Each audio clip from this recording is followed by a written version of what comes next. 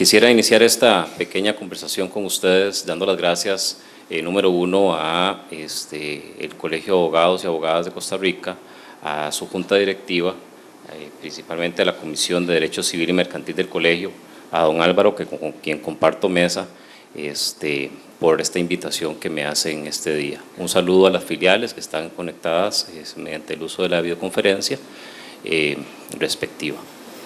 A mí me ha correspondido tratar el tema de las formas de terminación del proceso. Esto es un tema bastante enriquecedor, bastante amplio. Yo quisiera tener 90 minutos como si fuera un partido, ¿verdad?, para poder referirme a esto. Resulta ser que estoy como en el minuto 88 cuando llegan y le meten a uno un gol y tiene que ver cómo hace para salir adelante, ¿verdad? Entonces voy a ir un poquito rápido, voy a tratar de exponer algunas ideas que yo considero o que he extraído del código que he considerado como más relevantes, o que son algunas de las tantas relevantes que presenta la nueva legislatura. Bueno, me voy a referir por un lado a las formas normales de finalización, a la forma normal de finalización del proceso, llámese la sentencia, como forma de finalización normal, aquella resolución que se pronuncia sobre el objeto del proceso, la que establece la conformidad o no de la pretensión material con el ordenamiento jurídico, y por otro lado me referiría a las formas extraordinarias de finalización del proceso, o las que llama el código vigente hasta el día de hoy, formas anormales de finalización. Ahí hablaríamos de algunas tantas, también llamadas o denominadas en alguna medida por la doctrina como crisis procesales, por ser situaciones que alteran la marcha normal, el desarrollo normal del proceso y procuran o establecen su finalización previa antes del dictado de sentencia. Si nos diera tiempo, me voy a referir a otras formas procesales de finalización del proceso que establece el código. En cuanto a la sentencia, voy a hacer una pequeña distinción entre sentencias materiales y sentencias de carácter procesal. Sentencia material como aquella resolución que se pronuncia sobre el fondo, sobre el objeto del proceso, y sentencias de carácter procesal reguladas en otras legislaciones que establecen la posibilidad del dictado de una sentencia que establezca la existencia de falta de un requisito procesal, cumplimiento de algún requisito no subsanable, y que hace que se impida el conocer o entrar a conocer el fondo de la pretensión material. Este tipo de sentencias de índole procesal se limitan a la declaración de la falta de ese requisito como tal. ¿Por qué hago esta primera comparación entre sentencias materiales y sentencias procesales? Para que me sirva de base para poder decir que en nuestro código sigue la línea de las primeras, de las sentencias materiales, según lo podemos observar de los artículos 61.1 y 61.2 del código, pero que además previene o establece formas para evitar estas llamadas sentencias de índole procesal, como mediante los actos, por ejemplo, de subsanación, mediante el régimen de nulidades o el de subsanación de las nulidades, el régimen para conocer sobre elementos defectuosos en el proceso durante las audiencias respectivas, y en algunos otros momentos del proceso, por ejemplo en los actos de alegación y proposición, por ejemplo cuando el demandado contesta la demanda y establezca algunos o haga ver al tribunal algunos defectos que haya encontrado durante la tramitación. En términos generales, en cuanto a los requisitos formales de la demanda, tenemos dos normas ahí que nos guían. Por un lado, el artículo 28.1, que se refiere a los requisitos generales de todas las resoluciones judiciales, y el artículo 61.2, que se refiere a los requisitos específicos de las sentencias. Son un montón, no los voy a aburrir con ese tema, los podemos ver ahí en el código, me refiero solamente a uno. Dice el código, enunciación de los hechos probados y no acreditados. Ok, ahí nos habla de que deben ser claros, precisos, ordenados cronológicamente, con referencia concreta a los medios de prueba en que se apoya la conclusión, pero además nos establece, dice, y criterios de apreciación de esos elementos. Entonces ahí encontramos una primera variación en relación con el código actual. ¿Por qué? Lo que establece el código es una nueva metodología, un cambio de paradigma, en donde establecemos en los hechos probados cuáles son los elementos fácticos que se han acreditado a lo largo del proceso, con la finalidad de que en un considerando posterior de fondo podamos entonces realizar la motivación, la argumentación jurídica en virtud de la cual establezcamos si esos hechos que hemos tenido por acreditados constituyen o no, o dan pie o no a la pretensión material establecida. Entonces, ¿qué es lo que nos permite? No hacer una mezcla como la tenemos actualmente en la sentencia, en donde vamos desarrollando lo que dijeron las partes y que se ha acreditado y la norma que es lo que dice y si se ha logrado o no el sustrato fáctico necesario para establecer la pretensión con lugar o no, sino que más bien vamos a establecer qué se ha acreditado para poder entonces comparar esto con lo que establece la norma del derecho positivo. Por otro lado, tenemos algunos otros temas a considerar, por ejemplo, el artículo 2.7 del Código, que habla sobre el tema de la inmediación. Ahí, cuando se refiere al principio de inmediación, nos habla de algo muy importante, que es el principio de identidad física del juzgador. Dice el Código que las sentencias deben dictarse por el tribunal ante el cual se practicaron todas las pruebas. Entonces, caso en el cual podríamos encontrar una violación a este principio o una que tendría como causa o como conclusión o como efecto la nulidad eventual de la sentencia si se llega a violentar. Eso tiene algunas situaciones particulares que voy a tratar de comentar a continuación. Antes de ello, quisiera referirme al tema de la sentencia oral, artículo 61. El Código nos establece que como posibilidad de la emisión de una sentencia oral. Yo me pongo a pensar en el ejemplo o caso actual que tenemos, la Ley de Cobro Judicial, por ejemplo, en donde establece que una vez finalizada la audiencia, se procede al dictado de la sentencia. Entonces, qué complicado es para el juez llegar a terminar la sentencia y dictar una sentencia oral. No una verbalización de la sentencia, sino dictar toda la sentencia. Cumplir con todos los requisitos del artículo 155 actual. Punto 1. Punto 2. Qué complicado es para las partes, para el litigante, escuchar la sentencia oral y ahí mismo tener que presentar el recurso. Pero no solamente ahí mismo tener que presentar el recurso, sino que fundamentar su recurso, cuando si acaso está comenzando a procesar la información. Entonces, el código actual, o el nuevo código, perdón, establece, usted puede dictar la sentencia de forma oral, siempre y cuando digite posteriormente la misma y realice el acto de notificación. Entonces, en algunas charlas hemos discutido sobre en qué consiste esto.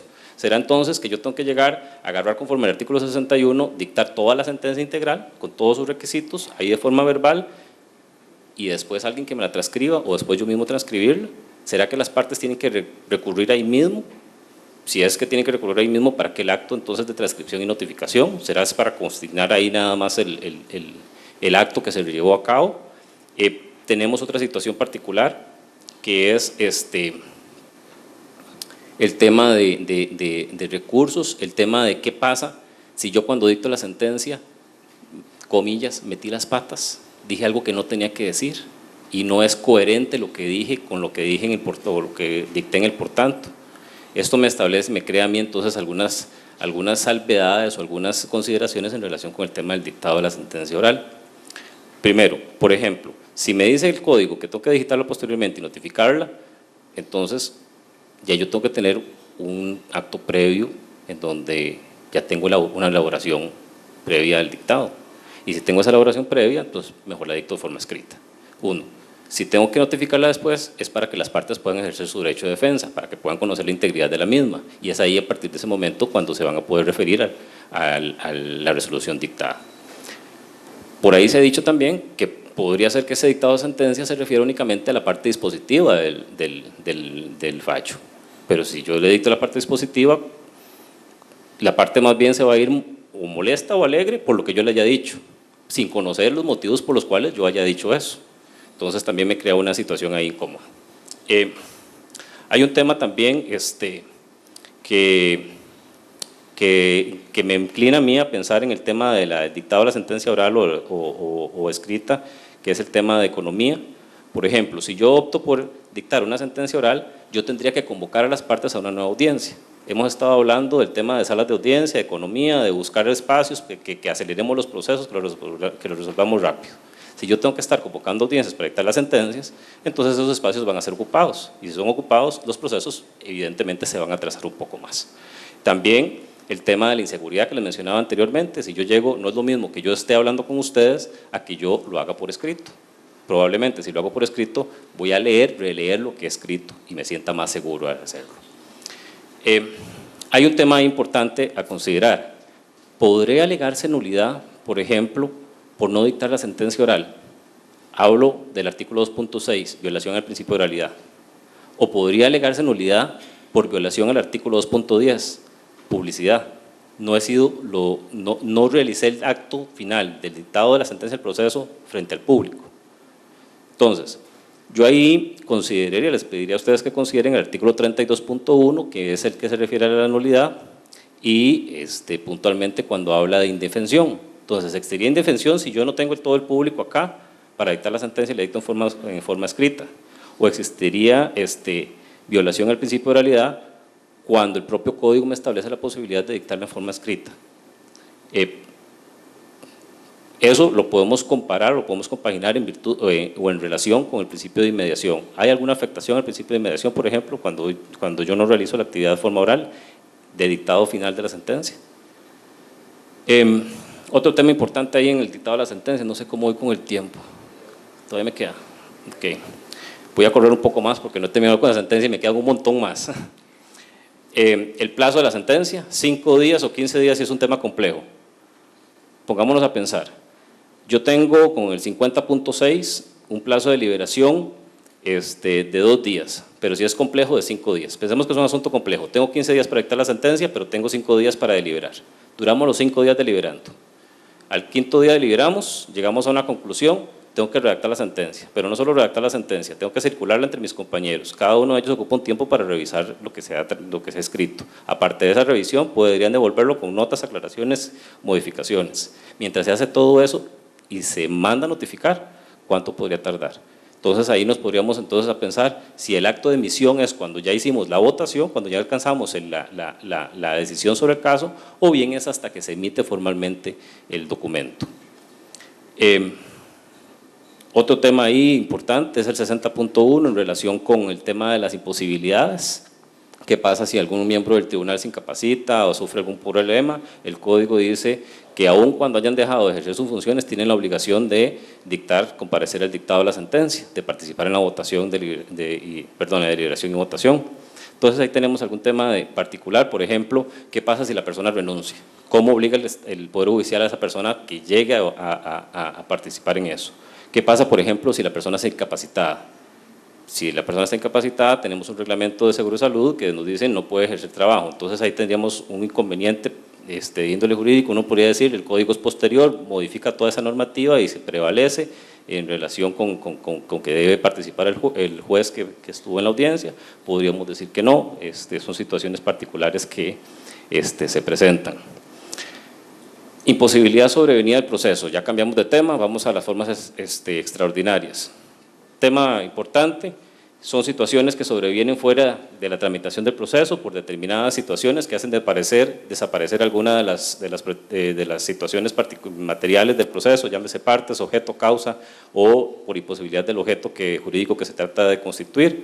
Requisitos indispensables, no exista culpa del deudor, no deba ser de carácter originaria, no debe existir mora.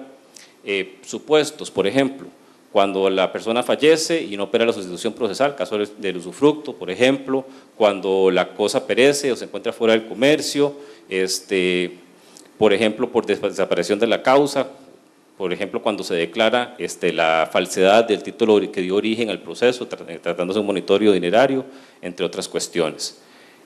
Tenemos, por ejemplo, la conciliación. En la conciliación es importante tener dos situaciones particulares, puede haber conciliación judicial y conciliación extrajudicial. Las conciliaciones extrajudiciales deben ser realizadas debidamente ante centros autorizados de conformidad con el artículo 72 de la ley RAC, y una vez realizadas deben ser homologadas por el tribunal que conocería la causa principal. La ejecución se realiza mediante el proceso de ejecución de sentencia en la homologación, ya sea en el proceso si es judicial o extrajudicial. Y cuando hablamos de transacción,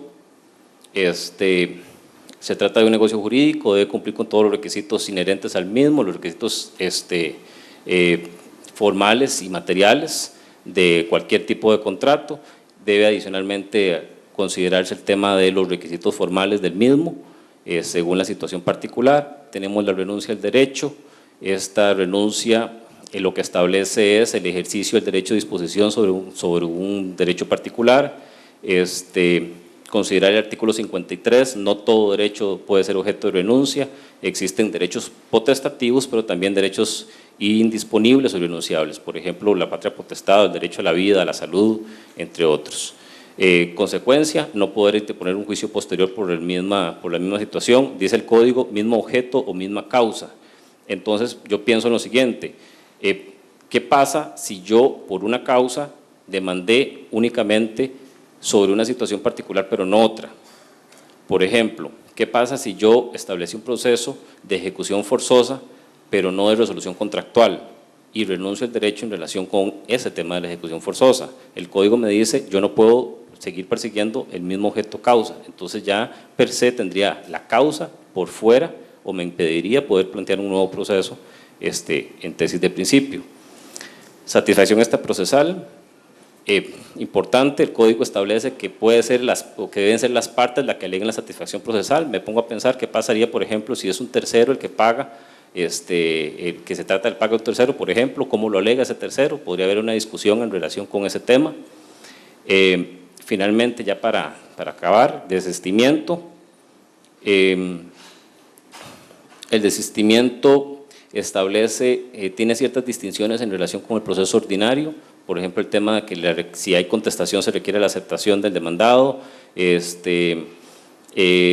podría oponerse, por ejemplo, si desea que se defina la situación jurídica, puede ser desistimientos parciales si son varios demandados, siempre y cuando no exista el fenómeno de la litisconsorcio pasivo necesario, entre otras cuestiones ahí. Y finalmente tenemos la caducidad del proceso.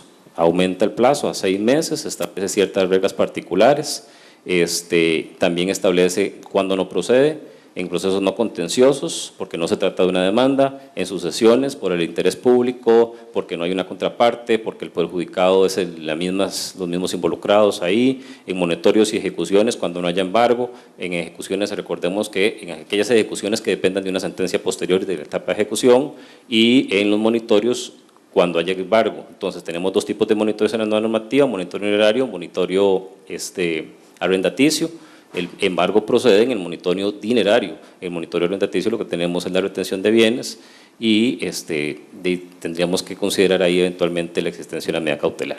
Otras formas, tenemos por ejemplo la litispendencia, el archivo de la demanda por demanda defectuosa, por la litisconsorcio, por acumulación de pretensiones, entre otras. Importantísimo considerar, eso sí, el artículo 85. Todo proceso en donde se declare la demanda inadmisible, improponible o sea denegada en sentencia, debe tener un pronunciamiento sobre costas. Eso quiere decir que todo aquel auto entonces que declare, que archive el proceso tiene que tener o debería tener un pronunciamiento en relación con las mismas. Muchas gracias.